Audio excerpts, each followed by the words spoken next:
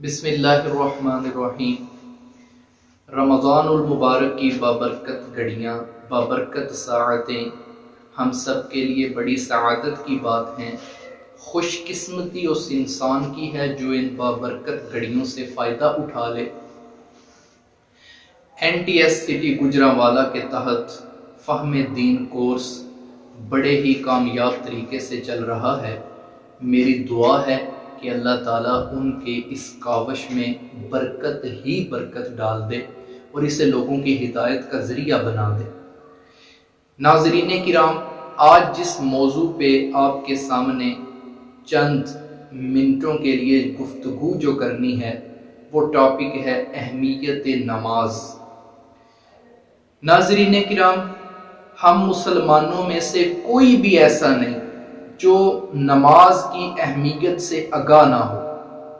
صرف یاد دہانی کے طور پہ، صرف مذاکرہ کے طور پہ اور صرف ایک روکھے ایمان کو تازہ کرنے کے لیے اس طرح کے پروگرام کا انعقاد کیا جاتا ہے تاکہ ہمارے ذہنوں میں پھر سے نماز کی اہمیت اجاگر ہو جائے، تازہ ہو جائے۔ نماز ہمارے دین کا بنیادی ستون ہے اور دین کے 5 پلرز جن کے اوپر دین اسلام کی عمارت قائم ہے ان میں سے دوسرا بڑا رکن جو ہے وہ نماز ہے۔ صحیح بخاری میں آقا نامدار جناب محمد الرسول اللہ صلی اللہ علیہ وسلم کا فرمان ذیشان نقل ہوا، بنی الاسلام علی 5 شہادت اللہ الہ الا اللہ وان محمد الرسول اللہ وَإِقَامِ الصَّلَاةِ۔ اسلام کی بنیاد 5 باتوں پر ہے۔ سب سے پہلی چیز جس کے اوپر دین اسلام کی بنیاد ہے وہ اس چیز کی شہادت دینا ہے کہ اللہ کے سوا کوئی عبادت کے لائق نہیں، اور اس چیز کی بھی شہادت دینا ہے کہ محمد صلی اللہ علیہ وسلم اس کے بندے اور اس کے رسول ہیں۔ اور دوسرا رکن دین اسلام کا یا دوسری بنیاد دین اسلام کی وہ نماز قائم کرنا ہے۔ لیکن آج بدقسمتی سے ہم مسلمان کوسوں دور ہوتے چلے جا رہے ہیں دین اسلام کی اس اہم ترین عبادت کو ادا کرنے سے۔ نماز کی اہمیت کا اندازہ آپ اس بات سے لگا سکتے ہیں کہ دین و شریعت کے باقی جتنے بھی احکام ہیں وہ ان کے نازل ہونے کا انداز یہ تھا کہ جبریل امین علیہ السلام کو وحی دے کر آسمانوں سے نیچے زمین پہ بھیج دیا گیا ہے۔ انہوں نے آ کر اللہ کا پیغام وحی سنا دی نبی اکرم صلی اللہ علیہ وسلم کو، لیکن جب نماز پنجگانہ کا حکم دینا تھا رب تعالیٰ نے تو جبریل امین کو وہ حکم دے کے زمین پہ نہیں بھیجا، بلکہ خود اللہ رب العزت نے اپنے حبیب کو اپنے پاس بلایا معراج والی رات، اور جب یہ نماز کا حکم دینے لگے تھے تو درمیان میں جبریل امین کا واسطہ نہیں بلکہ ڈائریکٹ پروردگار عالم نے اپنے حبیب کو تحفے کے طور پہ نماز پنجگانہ کا حکم دیا۔ اور ناظرین، ابتداً جو تحفہ ملا تھا وہ 50 نمازوں کا ملا، لیکن حضرت موسیٰ علیہ السلام کے مشورے سے سرکار دو عالم صلی اللہ علیہ وسلم 9 دفعہ واپس جاتے گئے، 5 نمازیں معاف ہوتی چلی گئیں تو 50 کی بجائے 5 رہ گئیں۔ اللہ رب العزت کی طرف سے آرڈر آیا، ما یبدل القول لدی، بات میری طرف سے نہیں بدلی، تمہاری طرف سے بدلی ہے۔ کیا مطلب یہ ہے کہ آپ بھی اور آپ کی امت بھی 50 کی بجائے 5 نمازیں پڑھتی رہے گی، لیکن میں آپ سب کے نامہ اعمال میں 50 نمازیں پڑھنے کا ثواب لکھواتا رہوں گا۔ صحیح بخاری میں آقا نامدار صلی اللہ علیہ وسلم کا فرمان ذیشان موجود ہے۔ حضرت عبداللہ ابن مسعود رضی اللہ عنہ فرماتے ہیں، نبی اکرم صلی اللہ علیہ وسلم سے سوال کیا گیا کہ ای الاعمال افضل،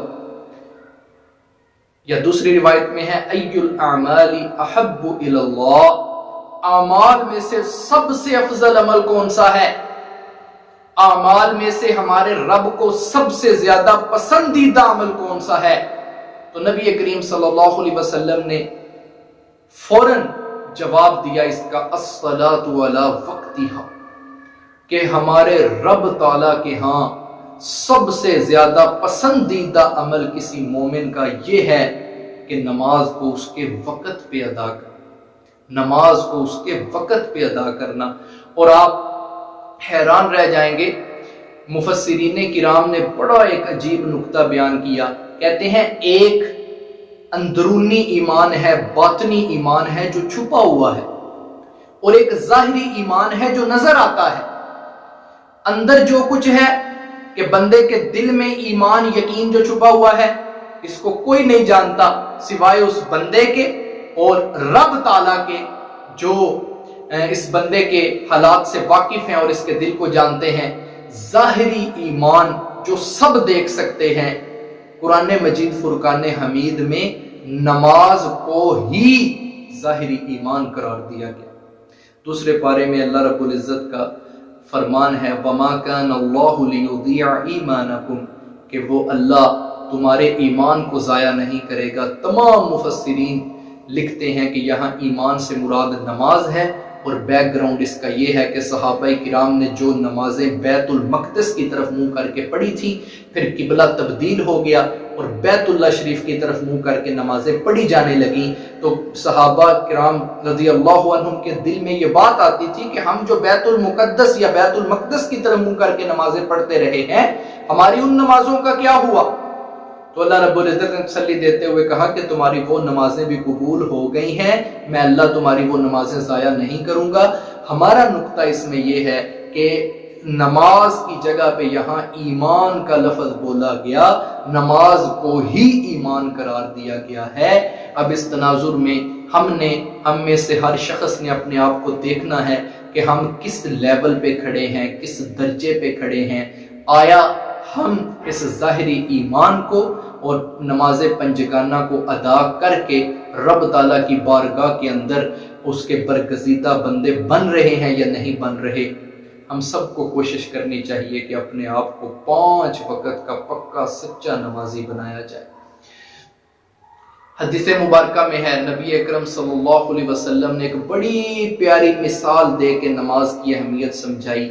آپ نے فرمایا اے میرے صحابہ، ذرا یہ بتاؤ تم میں سے کسی ایک کے دروازے سے اگر ایک خوبصورت پانی کی نہر، جس میں صاف شفاف پانی کی نہر ہو، ندی ہو، وہ گزر رہی ہو، اور اس بندے کا معمول یہ ہو کہ وہ ہر روز 5 مرتبہ اس صاف شفاف پانی کی نہر میں غسل کرتا ہے، اے میرے صحابہ ذرا یہ بتاؤ کیا اس کے جسم پہ کوئی میل کچیل باقی رہ جائے گی؟ صحابہ کرام نے عرض کیا یا رسول اللہ، جب وہ 5 مرتبہ صاف شفاف پانی کی ندی میں غسل کرتا ہے تو اس کے جسم پہ بھلا کیسے میل کچیل رہ سکتی ہے؟ آقا انعامدار صلی اللہ علیہ وسلم نے فرمایا یہی مثال 5 نمازوں کی ہے۔ میرا جو امتی باقاعدگی سے 5 وقت کی نماز ادا کرتا ہے، اسے بھی اللہ بالکل اسی طرح گناہوں سے پاک صاف کر دیتے ہیں۔ اور ایک دوسری حدیث میں ہے، نبی اکرم صلی اللہ علیہ وسلم اپنے ایک صحابی حضرت ابو ذر غفاری کے ساتھ پت جھڑ کے موسم میں، خزاں کے موسم میں مدینہ منورہ سے ذرا باہر نکلے، کہ جس موسم میں بارشیں ہوتی ہیں، درختوں کے پتے جڑ رہے ہوتے ہیں۔ آپ نے اس موسم میں ایک درخت کی ٹہنی کو پکڑنے کے بعد آپ نے اس کو زور سے ہلایا۔ جب آپ نے اس کو زور سے ہلایا ہے تو اس کے پتے، ویسے ہی پتجھڑ کا موسم تھا، خشک پتے تھے، تو وہ نیچے تسلسل کے ساتھ پتے نیچے گرنے لگے۔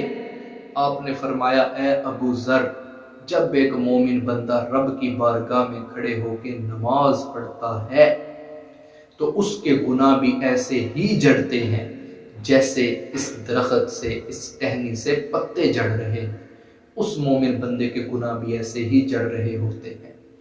اور سورہ مومنون کی ابتدا ہو رہی ہے، قد افلح المؤمنون الذین هم فی صلاتهم خاشعون، پکی بات ہے، یقینی بات ہے، وہ مومن کامیاب ہو گئے۔